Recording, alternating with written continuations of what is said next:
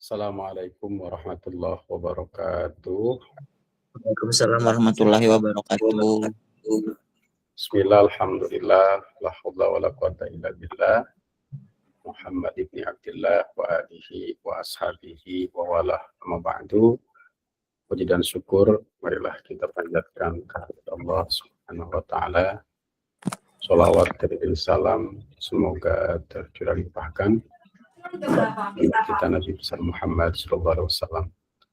Alhamdulillah pada malam hari ini kita bisa Bu, masih kuliah. Iya. Aku kuliah juga. Kuliah apa? berjumpa dalam sinkronus ya, dalam satu gelombang, dalam satu untuk mata kuliah metodologi Islam. Oleh karena itu saya ucapkan terima kasih atas kehadirannya, dan hari ini melanjutkan kemarin kita belajar tentang mistisisme ya, Islam dan mistisisme. Kita belajar tentang Islam dan mistisisme. Saat ini kita mencoba untuk berdiskusi tentang aliran modern ya, dalam Islam, modernisme dalam Islam. Oleh karena itu di kelas ini mungkin masih ada yang mau presentasi. Ada ketua kelasnya nggak ini? Rizky Fadilah. Ada Rizky Fadilah? Itu katanya Hasanah izin Bapak. Siapa izin? Hasanah itu ketua kelasnya. Ketua kelas. Terus hari ini ada nggak teman kita yang presentasi?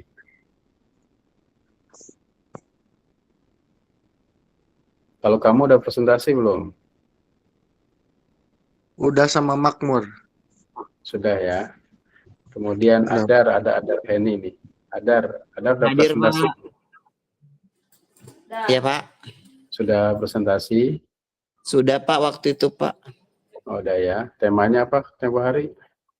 Aku lupa apa ya, Pak. Aku pertama banget ya waktu dulu, Pak. Lupa. Awal-awal Oke, banget, Pak. ya, dibuka kembali ya. Terus kemudian ini ada Asep Nurdin. Ada Asep Nurdin.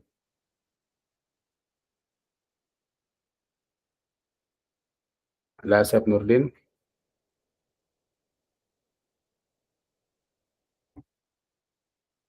Asep Nurdin ada. Terus Rani, ada Rani.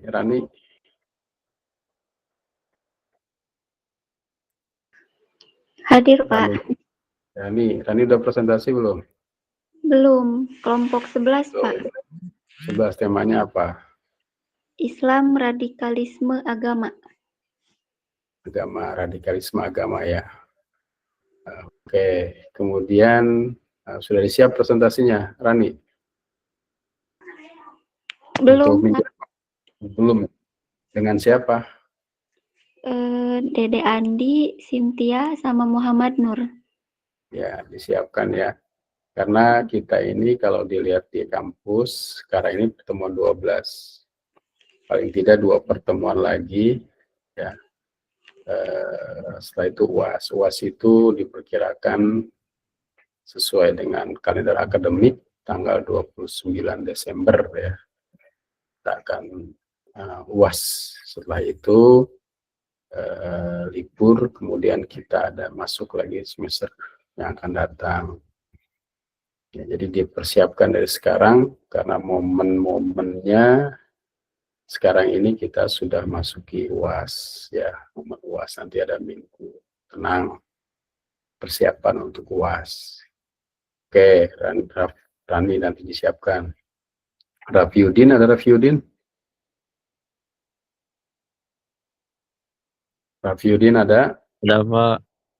Nah, udah presentasi belum Rafiudin? Belum, Pak. Kelompok 12. Kelompok 12, temanya tentang apa? Belum tahu ini, temannya belum ngirim. Belum ngirim, biasanya kan sudah Iya. ada. Ada cuman belum ngirim ke sayanya, Pak. Ya, jadi proaktif ya, kamu Ya, cari namanya apa, ya Pak. jangan diam saja ya, cari Ya, informasi. ya. Terus di sini ada Reza Fahlevi.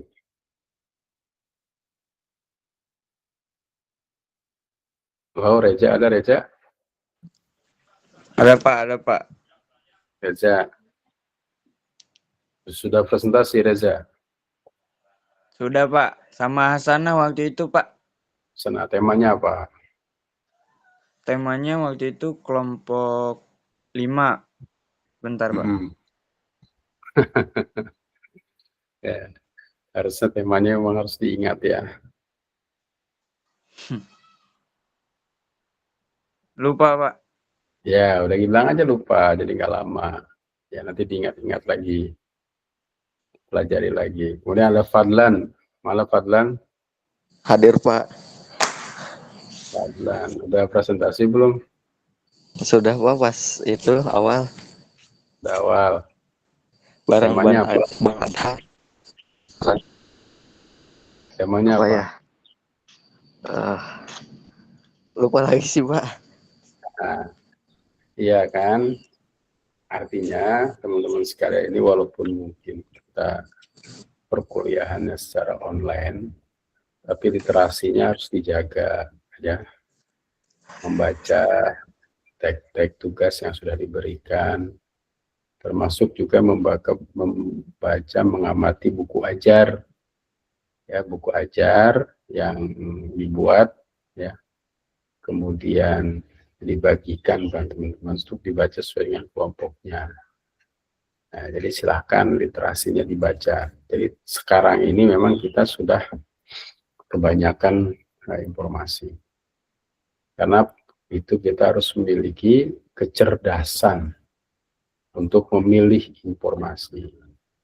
Nah, critical, berpikir secara kritis itu merupakan sebuah kecerdasan abad 21 yang memang harus dikuasai oleh semua. Sekarang kita hidup pada era AI, artificial intelligence. Ya, tapi sekarang juga orang sudah memprediksi post AI, jadi sebuah masanya nanti setelah AI itu apa lagi. Ya, dulu kan kita sangat gandrung dengan pencarian Google ya. Sekarang sudah berubah dengan AI. Nanti ada post AI. Jadi literasinya teman-teman ini juga harus kuat membaca, karena membaca itu dalam falsafah ajaran Islam itu sebuah kunci. Ayat Al-Quran yang pertama kali saja berbunyi tentang Iqra, membaca. Artinya kita memang harus kuat dalam literasi ya, dalam baca. Oke, teman-teman sekalian, karena memang hari ini tampaknya tidak ada yang presentasi dari kelompok, saya akan mencoba berdiskusi ya dengan teman-teman semua terkait dengan pemikiran modernisme ya. Nanti kalau ada yang berbicara tentang ini juga silahkan ya. Kita berbicara tentang modernisme Islam, kemunculan tokoh dan teori. Nah, kita sudah belajar tentang aspek sejarah. Nah, sejarah itu penting bagi kita. Kenapa sejarah itu penting? Ya karena manusia itu adalah salah satu makhluk sejarah. Tidak ada makhluk yang seperti manusia, bisa berpikir ke masa lalu, bisa merespon saat ini, dan bisa memprediksi masa depan. Memprediksi masa depan itu didasarkan atas pengalaman-pengalaman masa lalu. Jadi masa lalu itu kenangan, ya hari ini adalah kenyataan, ke depan itu adalah harapan.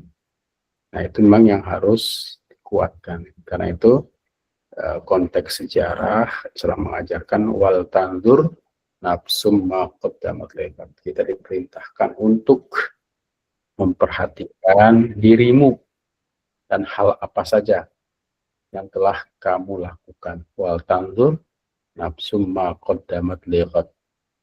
wattaqullah gitu ya, yang artinya kita diperintah untuk bertakwa kepada Allah. Nah kemudian ya kalau kita lihat ya dalam periodisasi sejarah itu, ini akan nyambung dengan era modernisme. Mengapa tersambung dengan era modernisme? Ya karena modernisme itu adalah sebuah respon ya yang diberikan terhadap konteks umat ya, konteks umat. Nah, modernisme itu juga salah satu bagian dalam periode kehidupan manusia. Nah, kalau sekarang mungkin sudah postmodernisme. Nah, modernisme itu ya memiliki kaitan dengan konteks sejarah, tapi modernisme itu dimaknai sebagai sebuah respon intelektual dunia Islam terhadap tantangan modernitas Barat yang dominan sejak abad ke-19. Jadi sejak abad ke-19, bahkan mungkin sebelum abad ke-19 ya, abad 17 atau 18, ya abad 17 mungkin kalau kita lihat dari sejarah, itu mulai kemunculan gerakan-gerakan gerakan-gerakan kembali ya, gerakan-gerakan yang gerakan-gerakan ilmu ya, yang didasarkan atas ilmu. Dalam sejarah Barat ya, itu ada perlawanan terhadap dominasi agama, dalam hal ini Kristen, sehingga pengetahuan atau sains itu mencari jalan sendiri. Maka kemudian ada isu sekularisasi ya, yaitu sebuah isu yang memisahkan antara agama, dalam hal ini Kristen dalam sejarah Barat, dengan pengetahuan. Nah, karena sebelumnya juga ada istilah-istilah inkuisisi ya, di mana seorang ahli agama, pendeta ya, dan jajarannya itu membuat sebuah alat-alat yang digunakan untuk orang-orang yang melawan dominasi kekuasaan gereja. Dan itu juga memiliki konteks sejarah kenapa Eropa itu kemudian maju. Orang beranggapan selama berada dalam dominasi agama, dalam hal ini Kristen, maka ilmu tidak berkembang. Maka kemudian mereka mengembangkan istilah sekularisme ya, itu sebuah hal yang memisahkan antara urusan agama dan urusan dunia ya. Dan paham-paham ini nantinya juga terbawa dalam dunia-dunia Islam ya, terutama oleh orang-orang yang belajar Islamic Studies di Barat. Nanti akan kita, ya saudara bisa melihat jejak-jejak itu misalkan dalam konteks keindonesiaan pun sangat kental dan sangat kuat. Nah kemudian terkait dengan modernisme ini, sekali lagi adalah sebuah respon intelektual dunia Islam terhadap tantangan modernis Barat yang dominan sejak abad ke-19. Nah gerakan ini bukan penolakan total terhadap tradisi, melainkan upaya reinterpretasi ijtihad ya. Ijtihad itu suatu hal yang memang harus terus dilakukan. Kenapa? Karena hidup ini terus bergerak menyesuaikan dengan zamannya. Kalau ijtihad itu tidak ya dibuka, maka tentunya umat akan mengalami kesulitan-kesulitan. Banyak hal-hal yang memang tidak terjadi pada masa lalu, tetapi menjadi tren pada saat ini. Nah, itu juga memang harus diinterpretasi, dan itu adalah bagian dari modernisme. Modernisasi ini tentunya menurut pemahaman oleh orang-orang yang mengusung tentang ide modernitas. Nanti akan kita lihat orangnya, ya tokoh-tokohnya banyak sekali. Nah, kemudian modernisme juga didukung untuk menjawab persoalan-persoalan kontemporer. Kemudian juga tentang politik, stagnan, ilmu pengetahuan artinya ilmu pengetahuan tidak berkembang dengan baik. Kemudian adanya kolonialisme, modernisme ini berkeyakinan bahwa Islam kompatibel dengan kemajuan sains dan pemerintah rasional. Jadi Islam itu adalah sebuah ajaran agama yang salihun dikulimakan wa zaman, cocok untuk setiap waktu dan tempat. Tapi kenapa kemudian pada saatnya setelah Islam mengalami kemasan, masa-masa jayanya, ketika memasuki abad 19 atau 20, ya, itu mulai menghadapi masa-masa suram. Kemudian ada yang bertanya ya dalam limadza ta'akhkhurul muslimun wa taqaddamul akharun. Kenapa orang muslim itu mundur sedangkan orang lain itu maju, dalam hal ini barat.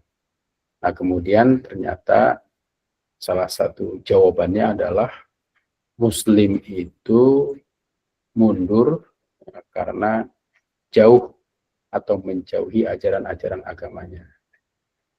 Ya, berkembangnya paham khurafat, Israiliyat, sufisme ya, yang tidak dipahami secara baik. Itu menurut paham-paham modernisme dianggap sebagai sebuah kemunduran. Namun ya dalam sisi lain orang barat itu maju karena dia meninggalkan ajaran agamanya. Ya artinya semakin dia meninggalkan ajaran agama, maka kemajuan bisa didapat. Ya itu terjadi pada istilah sejarah sekularisme di barat. Nah, kemudian apa sih penyebab kemunculan dari pemikiran modernisme itu? Kira-kira penyebabnya apa? Penyebab modernisme itu apa? Ya, ini nggak ada yang masuk lagi ya, baru ada 10 . Nah, kita lanjutkan, apa sih sebenarnya penyebab dari kemunculan modernisme itu? Pertama, bahwa modernisme itu muncul karena konteks historis politik kolonialisme dan kemunduran umat Islam. Nah, pada tahun 1700-an ini mulai mundurnya dunia Islam, seperti adanya Napoleon yang menginvasi Mesir. Ya, Mesir bisa dikuasai oleh Napoleon. Kemudian dari situ para ulama, para pemimpin umat Islam mulai sadar ya bahwa umat Islam itu tertinggal dalam beragam hal, termasuk juga teknologi dan militer oleh Eropa. Walaupun sebelumnya umat Islam itu menguasai dan maju, tapi ketika Mesir itu dikuasai, mulai tersadarkan ya bahwa umat Islam itu sudah tertinggal. Terus penyebab dalam konteks historis politik itu yang selanjutnya adalah runtuhnya Utsmaniyah yang semakin terpecah, segment of Europe ya. Jadi sistem pemerintahan Islam ya Utsmaniyah itu runtuh. Itu juga menjadi salah satu sebab munculnya modernisme. Kemudian jatuhnya negara-negara Muslim, termasuk di dalamnya ada Indonesia, Aljazair, ya dan lain-lainnya, ke dalam dominasi Eropa. Seperti Indonesia dijajah oleh Belanda, ya, di mana mereka itu ketika mengekspansi atau keluar itu menggaungkan semboyan 3G ya, gold, glory, and gospel, bahwa mereka menjajah itu mencari kekayaan, mencari kejayaan, dan juga menyebarkan keyakinan mereka. Dalam hal ini adalah ajaran Nasrani. Nah, itu dalam konteks historis munculnya pemikiran modernisme. Nah, kemudian dalam konteks intelektual, ya, terjadi kenyubudan itu apa? Kebekuan, ya, kebekuan. Nah, umat Islam yang sebelumnya menggaungkan istihad, semangat pembaruan, namun tiba-tiba lemah gitu ya, masuk ke dalam beku kejumudan. Tradisi keilmuan Islam mengatur ya, artinya tidak bergerak, dan bahkan pada saat itu muncul pendapat bahwa istihad sudah tertutup, jadi pembaharuan sudah tidak ada lagi. Kemudian juga pembelajaran itu bersifat taklid, ya, hanya mengikuti dan tidak ada sebuah hal yang disebut dengan istihad. Nah, kemudian dalam konteks intelektual, hal yang kedua adalah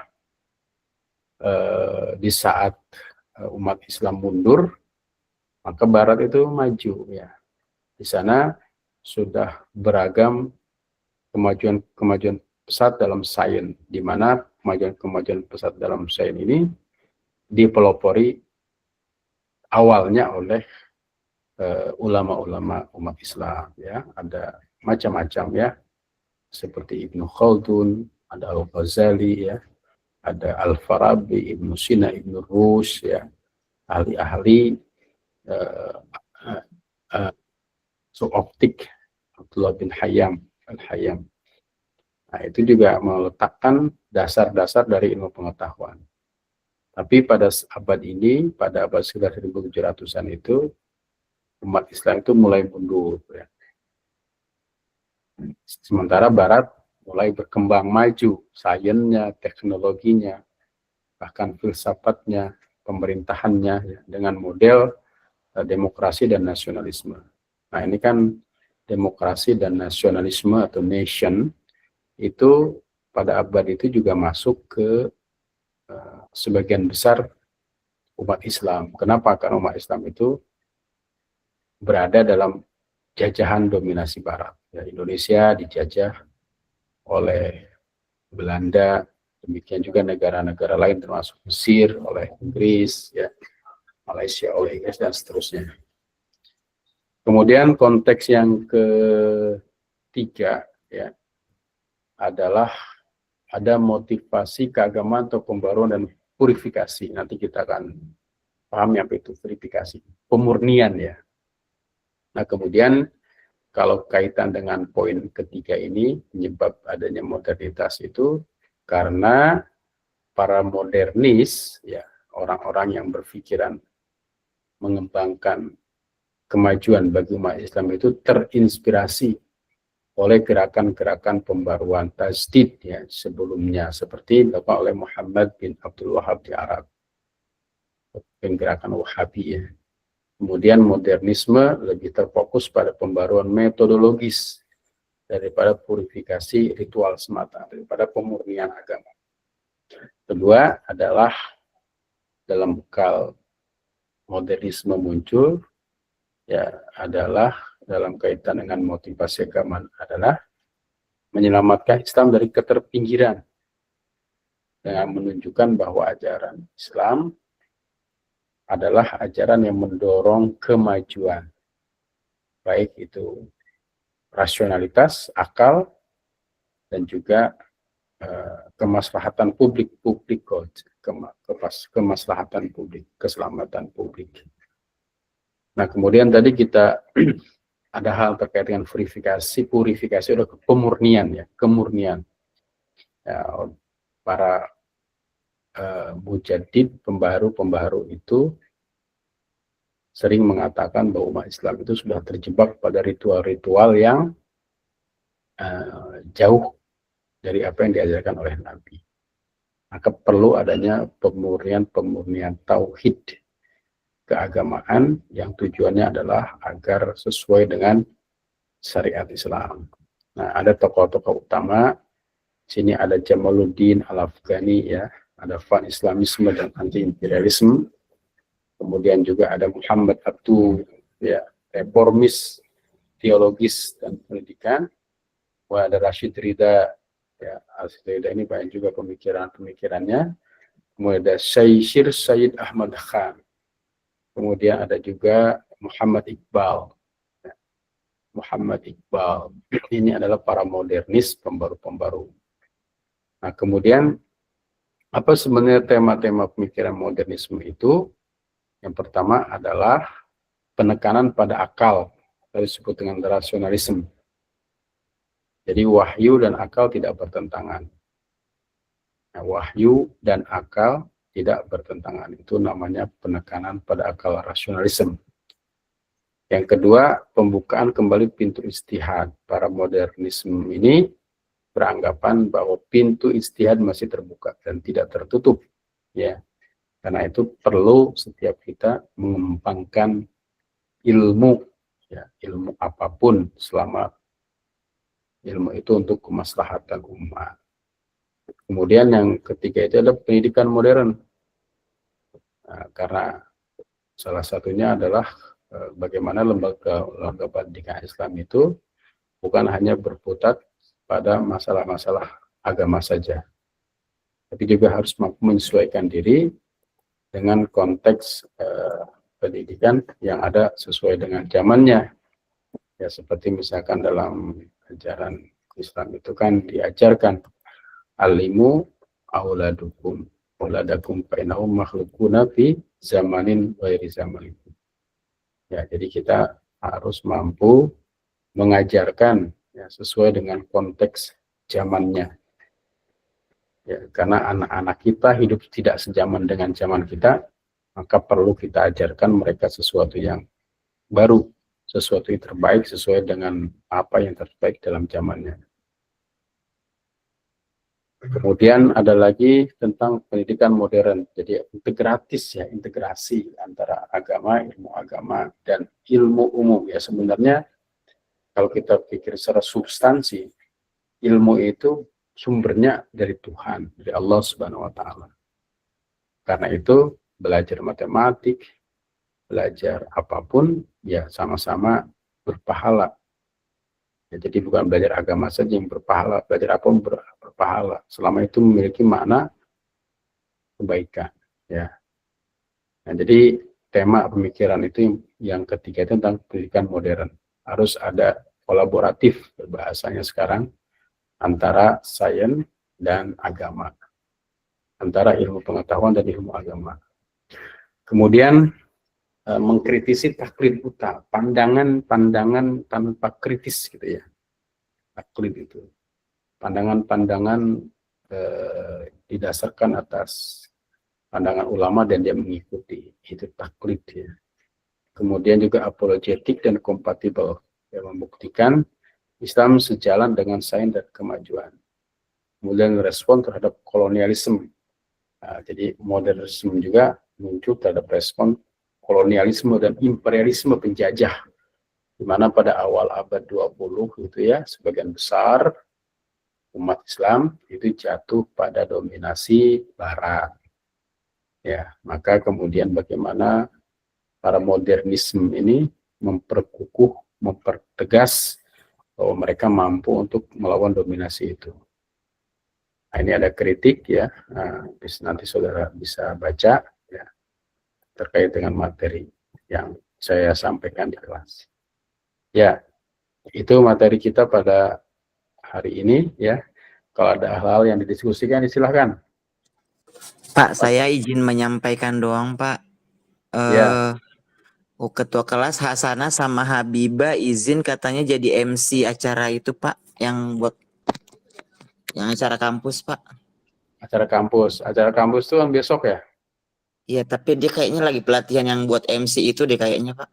Oh, sekarang. Oke. Iya, Pak. Ya, silakan, nanti akan saya absen. Nah, yang teman-teman semua ini sudah isi kehadiran belum? Sudah tadi, Pak. Berarti kehadiran dari kampus, ya. Kalau Anda tidak mengklik kehadiran, itu berarti dianggap tidak hadir. Ya, klik kehadiran, itu nanti ada rekaman secara otomatis kehadiran saudara. Jadi kalau saudara hadir tidak mengklik itu dianggap tidak hadir. Ya, oke. Ada lagi dari rekan-rekan sekalian terkait dengan pertanyaan materi kita tentang pemikiran modernisme. Sebenarnya materi ini nanti akan diperdalam dalam nanti ada mata kuliah pemikiran modern dalam Islam. Tapi di ekonomi syariah, apakah itu dimunculkan atau tidak, ya nanti akan kita lihat dari sebaran mata kuliah. Tapi paling tidak bagi Anda yang memang teman-teman semua memiliki ketertarikan ya dengan tema-tema atau isu-isu filsafat, modernisme dan segala macamnya,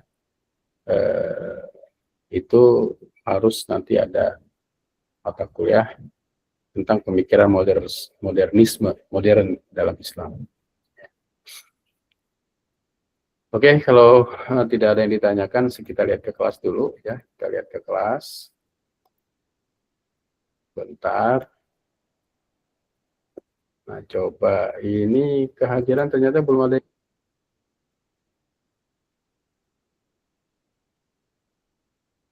Layar saya terlihat nggak? Enggak ya?